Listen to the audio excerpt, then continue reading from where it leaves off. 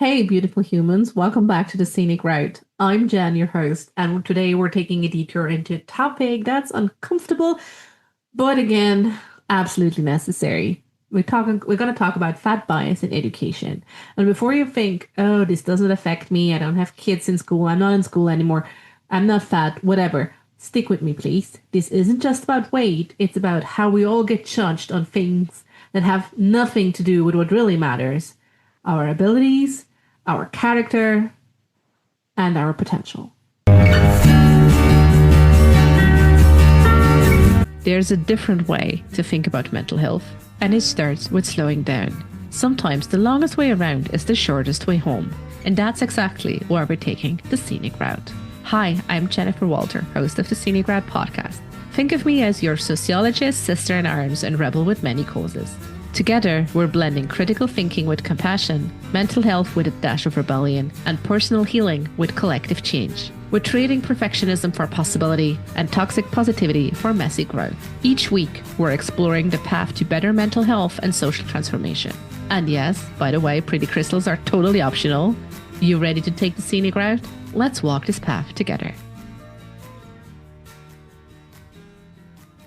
Okay, so we're kicking this off with a personal anecdote.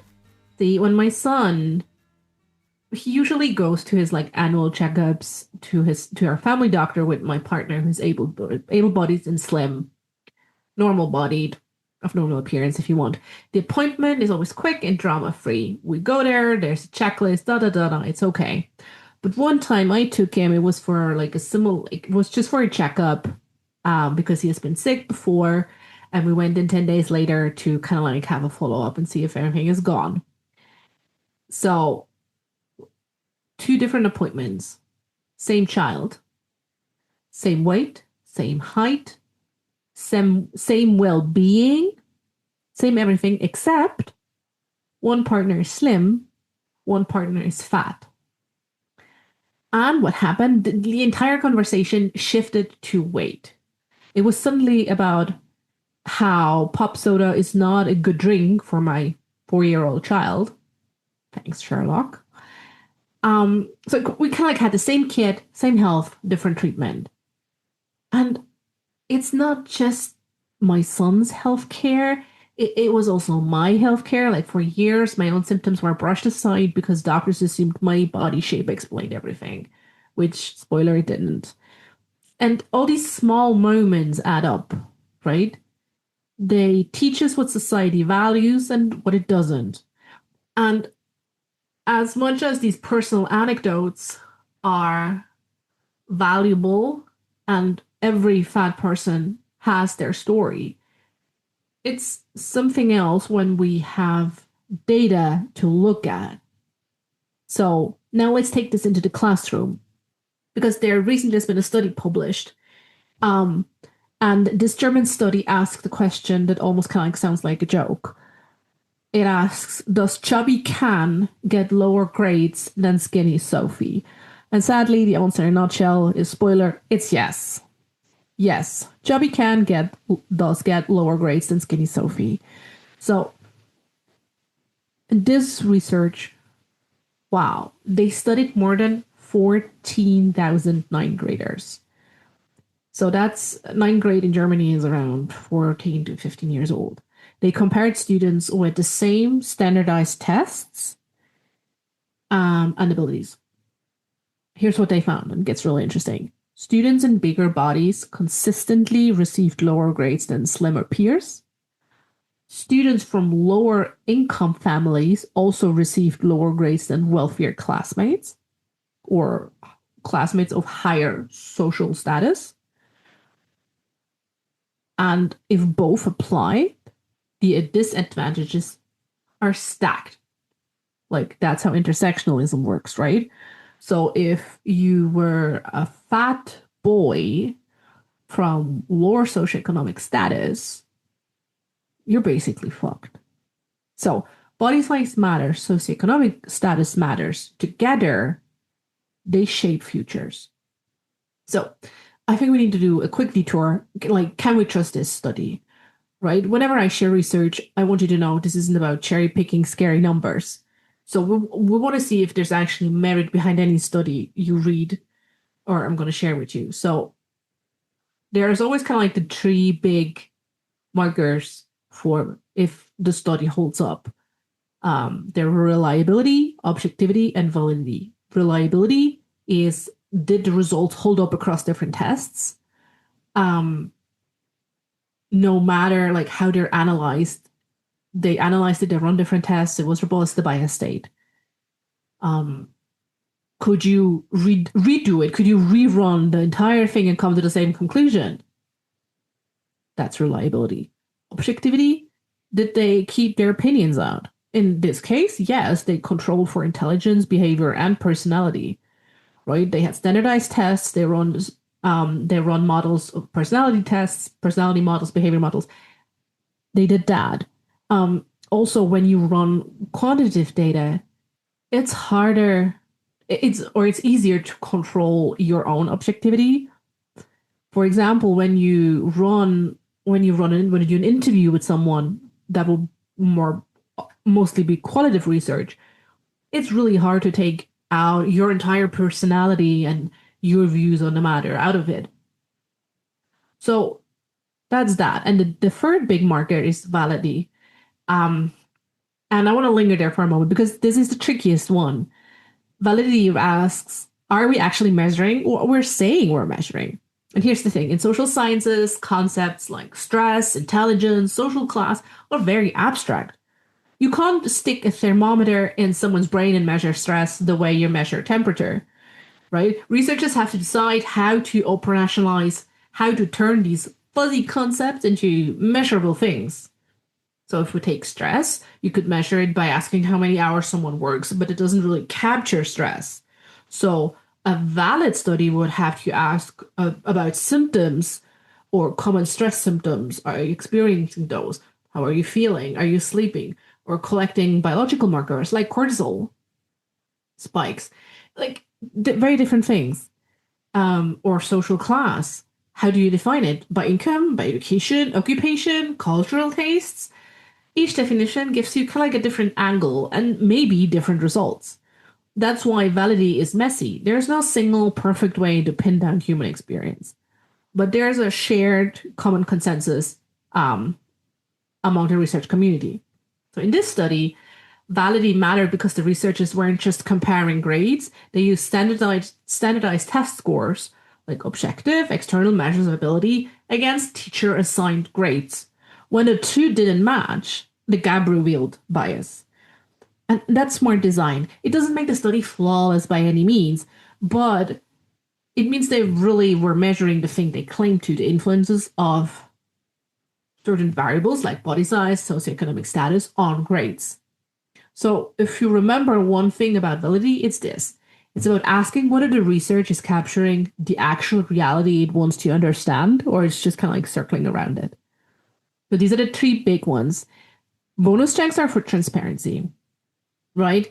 In this study, they were upfront about limitations, like the underrepresentation of some groups and the sample size. Just kind of like being upfront and clear and saying, look, this is what it is, and this could have an impact or not. We just don't know. Also, funding. This study came from academic institutions, not industry players with an agenda. But if you see like a weight loss study that has been funded by Weight Watchers, I would probably be cautious. So all in all, this research I think is very incredible. Is very credible. Incredible. So you might be wondering, Jen, why is this really why does this matter? Right? It's just grades. And here's the thing, right? Our world currently is still built on grades so much, right? They decide who gets into college, who goes to university, who gets scholarships, who lands jobs, and also how kids see themselves. Because bias in a grade book doesn't stay there. It shapes confidence, opportunity, and self-worth for the years to come. And here is where it's get even more uncomfortable. Grades themselves are shaky at best. There's numerous research that kind of like taps into the bigger problem with grades. There's Alfie Kohn who says grades turn leaning into kind of like a game of compliance. Kids stop asking questions and start figuring out how to give the teacher exactly what they want. This is surely, I mean, that's part of me. I was just really good at just giving teacher what they want, just they would shut up and I get the good grades and I could go home and do what I actually wanted to do. Or we have Blake William who found that grades don't actually show how much kids are learning. They show how kids rank in every subject, but they don't really show you what you need to grow.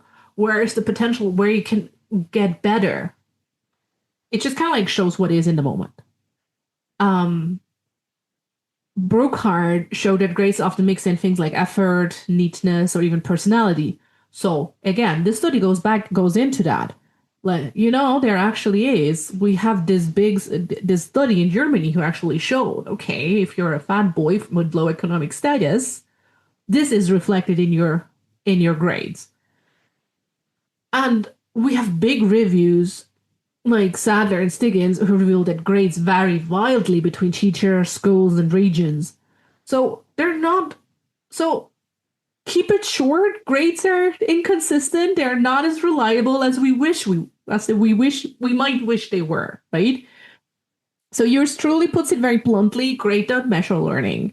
They measure compliance, perception, maybe stress resistance, and when we add bias, especially like fat bias, class bias on top of that, grades stop looking like measures of learning and they more look like measures of social sorting. So this wouldn't be the Scenic Route podcast if we would end with this and be like, nah, there you go, you have it. Now suck it up. We're actually going to do something. So what can we do? Let's look at schools. If you're a parent, pay attention to patterns. If your child's report card doesn't match what they do, what they can, their ability, look closely and maybe approach your school, your teacher. If you do, go in with curiosity and not accusation. Ask teachers, can you help me understand why there's such a difference between the test scores and how I perceive my child's ability? Open dialogue without putting anyone on the defensive. Support your child. Let them know the grade is not a reflection of their intelligence or worth. Remind them that bias lives in systems and not in who they are. For teachers, reflect on your grading practice. Ask, am I rewarding compliance? Maybe more so than competence? Am I unconsciously lowering expectations based on body size or background? Do things I know about this child, like what their parents are doing, whatever, like, does this influence my grading? And share your thoughts and processes in staff meetings. In healthcare, if you're a fat person, always keep advocating for yourself. I know it's hard. I know it's tiresome, but it must be done. We're not there yet. That we have practitioners who treat you the same as they would a thin person. So maybe ask, would you give the same advice to a thin patient with these symptoms? Make sure they see beyond your weight. Or teach your kids to advocate for themselves by modeling respectful pushback when doctors reduce them to their body size. In the workplace, just notice who gets promoted and who doesn't. Notice whose ideas get picked up in meetings, who is seen as leadership material, air quotes, and call out any and all appearance-based comments, even the ones that masquerade as like health concerns. Like, we're done with commenting on people's appearances and bodies. We're done. Next. Support colleagues who share that they face bias. Because it's a hard journey to like facing this on the daily and then actually doing something against this, maybe going to HR or whatever. And I don't know, at home, normalize body diversity. Have books, children's books with different sized bodies in it. Don't make weight a constant conversation. Um, be mindful of where you add in diet talk. Anything, and this is very different from person to person, but standard sentences would be anything like, I worked out for 2 hours today, so now I deserve this chocolate muffin. Be very curious how on the words you use yourself when you talk about your weight or the weight of others.